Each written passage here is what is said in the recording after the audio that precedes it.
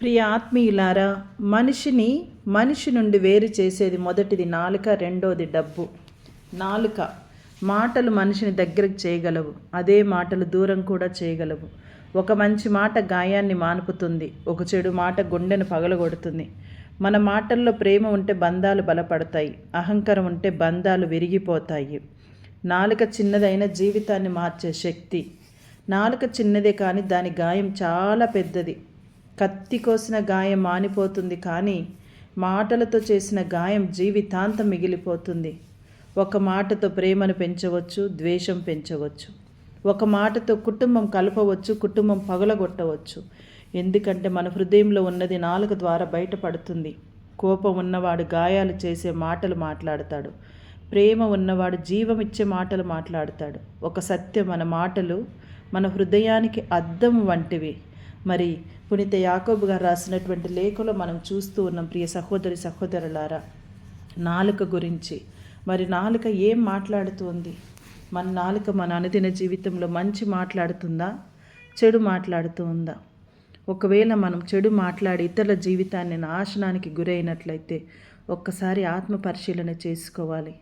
ప్రేమతో మాట్లాడినట్లయితే ఆ యొక్క జీవితము ఎంతో ఆనందదాయకంగా ఉంటూ ఉంది.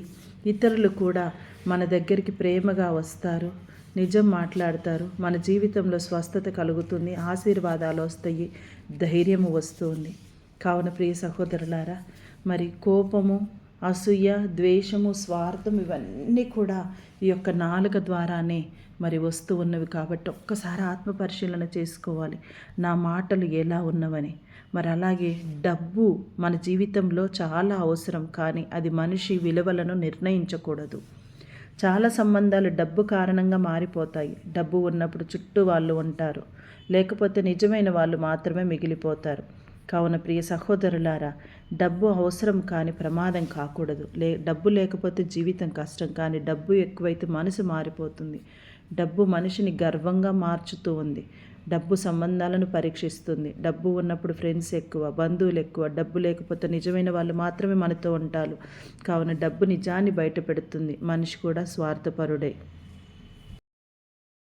ప్రియ సహోదరులారా, నాలుక మనిషి స్వభావాన్ని చూపిస్తే డబ్బు మనిషి నిజ స్వరూపాన్ని బయట పెడుతోంది. కాబట్టి ఈ రెండు నియంత్రించగలిగిన వాడే జీవితంలో నిజమైన విజేత అవుతాడు.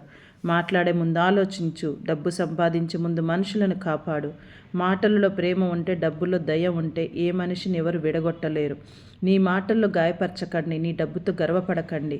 మాటలు సంబంధాలను నిర్మిస్తాయి.